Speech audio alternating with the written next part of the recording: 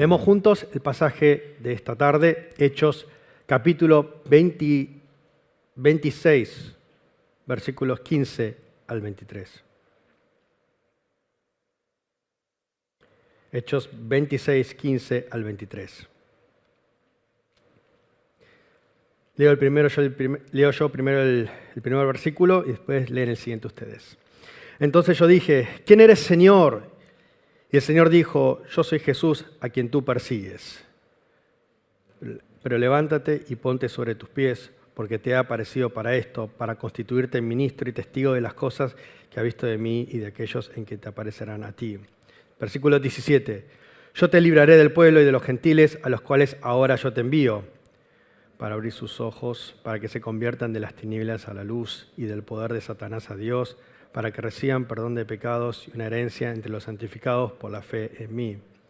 Por lo cual, oh rey Agripa, no fui desobediente a la visión celestial, más bien primeramente a los que estaban en Damasco y en Jerusalén y por toda la tierra de Judea y a los gentiles, les he proclamado que se arrepientan y se conviertan a Dios haciendo obras dignas de arrepentimiento. A causa de esto, los judíos me prendieron en el templo e intentaron matarme. Pero habiendo obtenido auxilio de Dios, me he mantenido firme hasta el día de hoy, dando testimonio a pequeños y a grandes, sin decir nada ajeno a las cosas que los profetas y Moisés dijeron que habían de suceder. Todos juntos, que el Cristo había de padecer y que por ser el primero de la resurrección de los muertos, había de anunciar luz al pueblo y a los gentiles. Amén. Amén. La historia de personas que han pasado de la humillación a la gloria, a la popularidad, son conocidas y hasta nos sorprenden. Personas que en su tal vez adolescencia, en la secundaria, la pasaron bastante mal por ser altamente impopulares, incluso molestados por sus compañeros.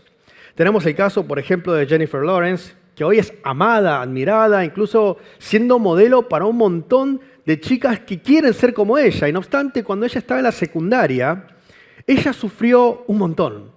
Se tuvo que cambiar de escuela porque la molestaban un montón, la molestaban demasiado.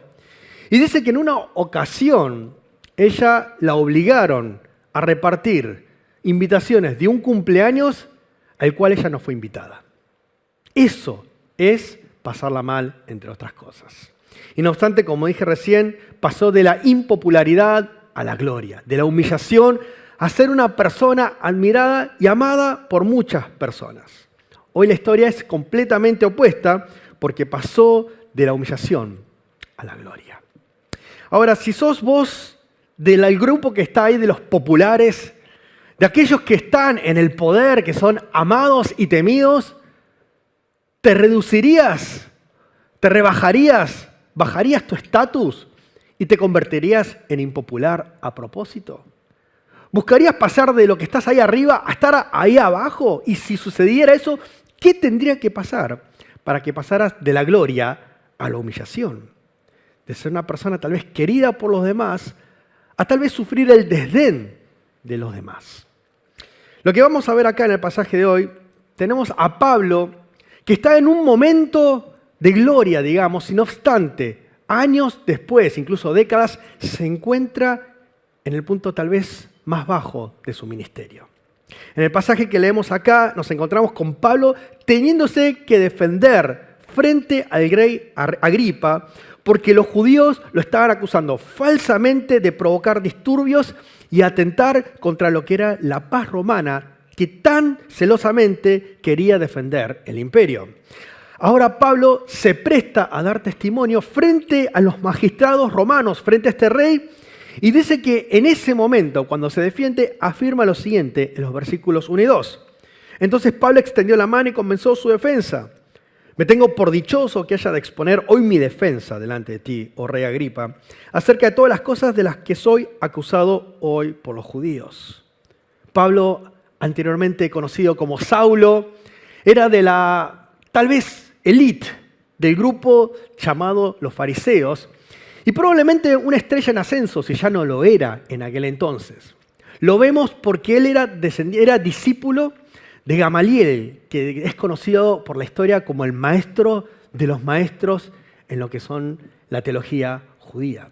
Era el máximo maestro y el discípulo era ni más ni menos que Pablo, anteriormente llamado Saulo por la Biblia.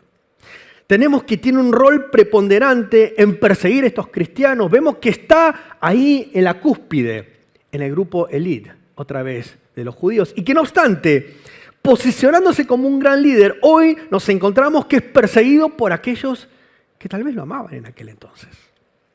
Pasó de la gloria a la humillación. Y nos encontramos que hasta hace poco, que era amado, hoy es perseguido por aquellos que lo acompañaban.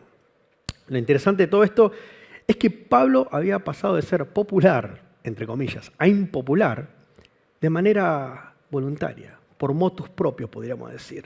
Cuenta los versículos 16 y 18 que se encontró con el Cristo resucitado, lo cual cambió completamente su vida. Confiesa que él mismo recibió una nueva visión de vida, de modo que ahora no viviría siendo un perseguidor de la iglesia, sino que sería ahora perseguido junto con la iglesia por pertenecer precisamente a la iglesia de Cristo Jesús. De estar ahí arriba a estar abajo, de la gloria a la humillación, de perseguir a ser perseguido, de ser un celoso, activo perseguidor, contrario, enemigo de la iglesia, a estar sufriendo junto con la iglesia. El paradigma de su vida cambió completamente a partir de que Cristo Jesús se le presentó delante de él.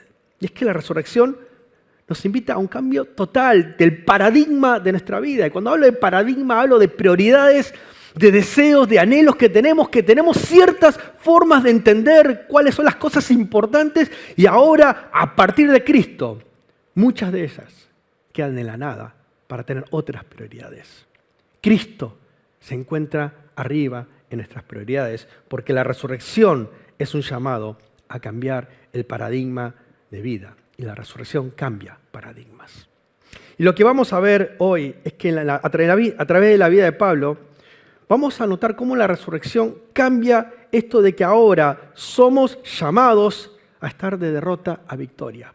Pasamos de un paradigma de derrota a un paradigma de victoria en Cristo Jesús a partir de la resurrección. Cuando hablo de pasar de la humillación a la victoria, recuerdo a este actor. ¿Conocen a Brendan Fraser? ¿Lo conocieron? ¿Lo escucharon? Este actor, hasta hace unos 20 años atrás, algunos ni habían nacido, pero salían las peores películas que podía conocer Hollywood. La momia 1, la momia 2, no sé cuántas momias puede haber en el mundo, pero él las hizo todas. Hizo todas las películas que... Tarzán, un desastre todo, pero siempre que él aparecía, las películas ganaban un montón de dinero. Y de un día para el otro, de repente desapareció de la industria de Hollywood. Murió. Parecía derrotado, que su carrera se había acabado. Y no obstante, hasta hace poco, hizo una película llamada The Whale, que es La ballena, en donde tuvo que subir unos 150 kilos. Pesó 250 kilos reales para poder hacer ese papel. Y pasó de ser olvidado por Hollywood, derrotado, otra vez a la victoria, a ganar el Oscar como mejor actor. Cuando nos encontramos acá con Pablo, tenemos que él tiene el llamado mayor que uno puede llegar a tener, que es el de servir a Cristo Jesús como su misionero. Versículo 16. Levántate, ponte sobre tus pies, porque te ha aparecido para esto, para constituirte ministro y testigo de las cosas que has visto de mí y de aquellas en que aparecerá a ti. No hay mayor privilegio que ser un ministro y un servidor del reino de Dios. Eso es lo que es Pablo ahora. Se le apareció Cristo vivo y ahora tiene un llamado sublime de que a partir de nuestro trabajo, de nuestro servicio, de nuestra vida, podamos ser ministros de Cristo Jesús. Pero tal vez acá hay como una letra chiquitita en donde encontramos este gran privilegio de ser servidor de Cristo. Si vemos lo que le pasa a Pablo, le pasa constantemente una y otra situación de sufrimiento. Parecería como que este llamado sublime viene con una letra chica que es otra cosa. Vas a sufrir porque precisamente tenés este llamado. Vas a tener el llamado supremo y vas a tener el sufrimiento supremo porque precisamente tenés este llamado a partir de que Cristo apareció vivo en tu vida. Tenemos el versículo 21 que dice: a causa de esto, los judíos me prendieron en el templo e intentaron matarme. Yo hice todo lo que tenía que hacer como ministro de Cristo y no obstante me vinieron a perseguir. No fui desobediente y me persiguieron, porque precisamente por ser obediente estoy sufriendo persecución, estoy sufriendo ahora por la causa del reino. Parecería como que Cristo nos viene a decir con una seria advertencia que si vos querés ser un ministro de Cristo, acordate de que vas a sufrir. Acordate que es parte del combo de ser llamado un ministro de Cristo Jesús. Y cuando hablo de ministro no estoy hablando de pastores, sino que estoy hablando de cada uno de ustedes que han experimentado a Cristo resucitado. Ahora, cuando vemos esta situación, Pablo, lejos de desmoralizarse, lejos de sentir que es un peso, lo que vemos en esta situación es que se mantiene firme y victorioso a pesar de estar siendo perseguido por estos líderes judíos. A pesar de estar sufriendo, él tiene y se siente victorioso. Si no me creen, versículo 22, 23. Pero habiendo obtenido auxilio de Dios, me he mantenido firme hasta el día de hoy, dando testimonio a pequeños y a grandes, sin decir nada ajeno a las cosas que los profetas y Moisés dijeron que había de suceder. Que el Cristo había de padecer y que por ser el primero de la resurrección de los muertos, había de anunciar luz al pueblo y a los gentiles. Por supuesto que sufrí, rey Agripa. Por supuesto que la estoy pasando mal. La prueba es que yo estoy enfrente tuyo defendiéndome y contándote mi causa. Pero a pesar de esto, a pesar de que el sufrimiento viene por parte de ser ministro de Cristo Jesús, yo soy victorioso por el auxilio que el Señor me da a mí todos los días. Yo no me considero un perdedor, sino me considero victorioso porque estoy vivo a partir de la resurrección de Cristo Jesús. Es la resurrección que cambia paradigmas, en donde tal vez tenemos todo para sentirnos los peores fracasados de nuestras vidas, y no obstante, lo que nos dice acá la palabra es que Pablo se encontró victorioso, aún en medio de la tempestad. Hay algo en psicología que se llama el síndrome del mal perdedor. No sé cuántos de ustedes son buenos ganadores o cuántos de ustedes son buenos perdedores, pero hay gente que es mala perdedora. Lo vemos hoy sobre todo en política. Política, vemos presidentes que no quieren participar en la ascensión del otro presidente porque hay recelo o es del otro partido político. O organizamos un ataque al Capitolio e instigamos a través de las redes sociales. Malos perdedores. En el fútbol también hay malos perdedores, ¿sabían? Hay unos días que jugamos en la semana con un grupo de jóvenes que no sé por qué nunca pueden admitir que perdieron porque son mejores los viejos. Siempre pasa algo. No, porque se me rompió el dedo chiquitito del pie derecho. ¿Qué me importa? No, porque, no sé, hoy vino esta persona. No, porque vino Iván. Por un montón de cosas. Puede ser que hemos perdido. Siempre hay una excusa, pero nunca queremos aceptar la derrota. Amén, Iván. Me pregunto si como cristianos a veces nos mentimos a nosotros mismos como malos perdedores. Y esto de que la resurrección nos da victoria es como una excusa para tapar teológicamente el sentimiento de que en el final, prácticamente hablando, somos unos fracasados espirituales. O sea, está la teoría. Somos victoriosos en Cristo, amén. Pero volvemos a casa, cerramos la puerta y nos sentimos prácticamente derrotados. Nos pasa mucho. Te puede pasar hoy que viniste el domingo y te sentís derrotado y que la resurrección tal vez es teológicamente correcto, pero prácticamente no es una realidad en tu vida. Y no obstante, vemos que Pablo entiende que no es una persona fracasada espiritualmente cubriendo su vergüenza con una verdad teológica, sino que la verdad teológica se hace presente en su vida porque ha experimentado a un Cristo vivo, no solamente objetivamente hablando, sino subjetivamente en su corazón. Cristo está vivo y esto impacta en la vida de aquellos que hemos resucitado con Cristo porque sabemos y tenemos en cuenta esta verdad absoluta. Somos victoriosos en Cristo Jesús. Amén. Por supuesto que sí. Hoy, domingo de resurrección, somos invitados a reconocer que somos victoriosos en aquel que venció la muerte en favor nuestro. Ahora, cuando pasamos a la victoria, así como hay malos perdedores, hay malos ganadores. Y puede ser que nos vayamos a la otra parte, que no entendamos qué significa victoria en Cristo y nos volvamos engreídos, soberbios, exitistas, creyendo que porque tenemos victoria podemos dar lugar a nuestra vanagloria, e incluso a nuestro sentimiento de grandeza. Y nos olvidamos que también la victoria en Cristo Jesús, la resurrección, habla de humillación del creyente. Porque lo que vemos hoy, que somos llamados a cambiar el paradigma de soberbia a humillación. Confesamos que la resurrección también nos humilla. Confesamos que la resurrección también nos llama a humillarnos. Dice que hay un partido de ping-pong, esto lo vi el video. Estaban jugando uno contra el otro a 11 y cuando iba 10-0, dice que cuando iba 10-0, el que iba ganando 10-0 lo que hizo fue básicamente dejarse perder un punto para que el pobrecito que iba a 0 pudiese tener un punto y no terminara 11-0, sino 11-1. Por supuesto que el otro después le devolvió la gentileza, se dejó perder el punto y terminaron 11-1. Se dejó perder con una especie de empatía con el pobrecito que no quiero humillarlo, ¿no? Tenemos algo de eso. Queremos como ayudar al otro, queremos no sentir que se sienta perdedor. Tenemos algo de eso, menos los alemanes, ¿viste? Que te hacen 5, 6, 7 goles. Pero todas las demás personas normales tenemos cierta empatía con aquellos que están perdiendo. Y lo que sentimos tal vez, que cuando nosotros tenemos una vida espiritual, en una batalla, Satanás nos va a dar un poco de respiro. Está ganándonos 10-0 y nos va a dar ese punto para que podamos crecer en medio de esta batalla que parece ganarnos. Y no obstante, esto no es así.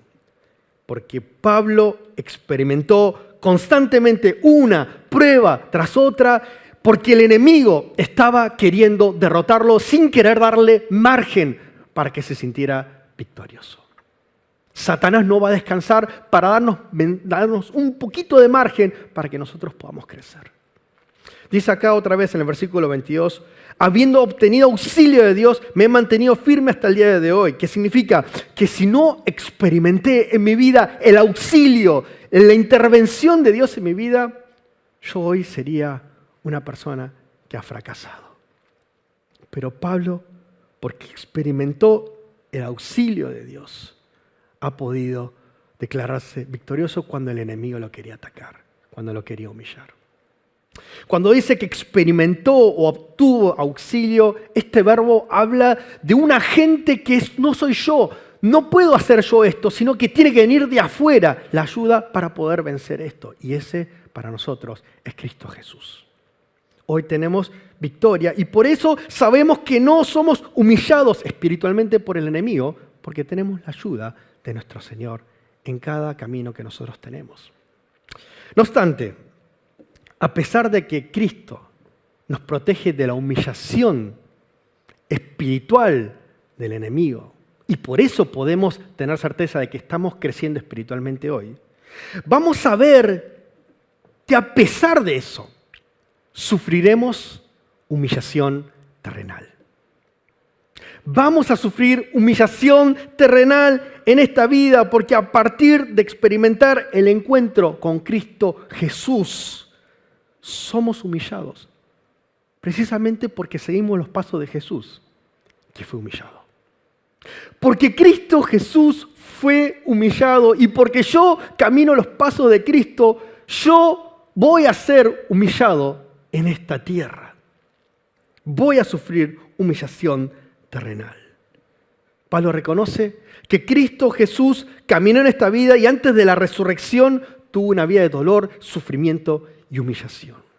Desde el momento que se encarnó Cristo, que se hizo humano, saliendo de esa gloria, no es que sale de esa gloria, pero bajando de la gloria eterna para venir con nosotros, pecadores, en un cuerpo frágil, vemos que Cristo, en cierta manera, se humilló a sí mismo. Y no solamente Cristo, sufriendo en la cruz, se humilló a sí mismo, sino lo que Pablo entiende es que Él mismo está caminando el camino que Cristo caminó. Cuando Pablo está enfrente de los judíos enemigos y cuando Pablo está enfrente de los magistrados romanos, él reconoce en este momento que no solamente está viviendo el ejemplo de Cristo, sino que está viviendo exactamente el mismo camino que Cristo caminó. Lo que hizo Cristo antes de la resurrección, que es sufrir, es el camino que sufrirá toda persona que se ha encontrado con Cristo resucitado. Sufriremos porque caminamos los pasos de Cristo Jesús. En castellano, porque Cristo caminó el camino de la humillación, Pablo camina el camino de la humillación. Porque Cristo caminó el camino de la humillación, Arturo camina el camino de la humillación. Es una verdad inexpugnable que el mismo Cristo que fue humillado, así también nosotros sus discípulos seremos o sufriremos la humillación. No una espiritual, pero terrenal, en donde veremos que somos humillados constantemente por el simple hecho de ser cristianos. Si no sufrimos, algo estamos haciendo mal. Porque Cristo caminó el camino de la humillación y como cristianos sufriremos también el mismo destino.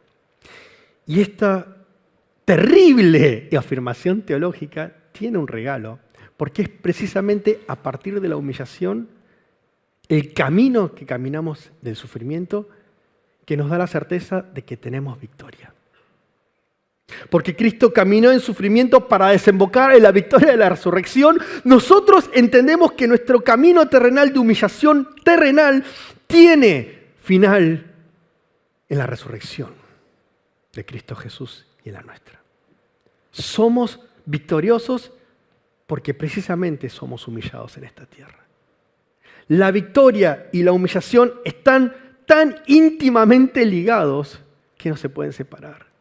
Entre tanto que vivamos en esta tierra, sufriremos humillación y tendremos en cuenta eso, pero porque precisamente recordamos que a partir de esa vida sabemos que tenemos victoria en nuestro Señor. Déjeme dar el tercer punto, que es la aplicación práctica de cómo la resurrección también nos llama a vivir un nuevo paradigma de vida, que es una vida de humildad. La resurrección nos llama a vivir una vida de humildad. La palabra humillación y humildad están íntimamente como ligadas, pero son diferentes, ¿no? Porque humillación básicamente se trata de que sos reducido a nada. Te humillamos, sos nada. Es como que te oprimen para no sentirte absolutamente nada o poco. La humildad es lo que viene, la cualidad a partir de haber sido reducidos a nada. El acto de ser humillado permite que vos tal vez tengas humildad. Y para el mundo es un término altamente negativo, lo que es humillación y humildad. Y no obstante, para nosotros entendemos que no son palabras negativas, sino que son palabras positivas. ¿Por qué decimos que humillación y humildad no es negativo? Porque primero nosotros entendemos que Satanás no puede humillarnos, como lo vimos recién. Pero lo segundo es que nosotros sí entendemos que seremos humillados al encontrarnos con la gloria y la majestad de Dios en Cristo Jesús. Cuando vos sos un gran músico y te crees súper, increíblemente bueno, o crees que tenés la voz de un ángel, de repente te encontrás con otra persona que es profesional, te das cuenta que no sos nada, ni nadie. Cuando vos jugás al fútbol y te crees bueno, y viene uno que juega en la reserva o en la quinta de River, te vas a dar cuenta que sos malísimo jugando. Porque viste a alguien que solamente con estar al lado tuyo te humilla, porque te das cuenta que no sos nada. La humillación santa significa que cuando te encontrás con el Dios más majestuoso y poderoso, el ser más increíble que hay en este universo y todo lo que existe, naturalmente cuando te encontrás con Cristo vivo, lo único que puedes hacer es ser humillado santamente en adoración. Porque es demasiado bello, sublime, omnipresente, omnipotente para tu pequeño y frágil ser. De repente nos encontramos humillados, pero no una humillación que nos destruye, sino es una humillación que nos levanta en adoración a partir de que pudimos experimentar la belleza y la gloria de Dios en el Cristo que no obstante se dio por nosotros. Dios con su gloria podría habernos agarrado y habernos pisado, y no obstante nos levanta en una humillación santa para ser adoradores. Encontrarnos con la belleza de Dios y con su gloria, cuando vemos a Cristo crucificado, somos humillados de tal manera que lo único que queda es vivir una vida humilde. No podés hacer fake la humildad, porque tiene que venir la humildad a partir de que fuiste humillado en aquella cruz. Porque fuimos humillados santamente, podemos vivir una vida humilde delante de nuestro Señor. Por eso, la humillación santa se traduce en humildad cristiana, no fingida. No esa que vos decís, pero yo soy humilde, pero sabés que no lo sos, sino esa humillación real, un carácter cristiano nacido de haber contemplado la belleza de Dios en Cristo Jesús. En Cristo que murió, el Cristo que murió y resucitó, nos llama hoy a contemplar de su grandeza para que nuestra alma sea transformada conforme a que vemos no solamente en aquel momento, sino todos los días, diariamente, su majestad. Un corazón más santamente humillado, un corazón más humilde que nace de disfrutar diariamente la dulce presencia de Dios que nos recuerda que no somos ni vencidos ni derrotados, sino que hoy, por la resurrección de Cristo, somos victoriosos en Cristo Jesús. Vamos a orar.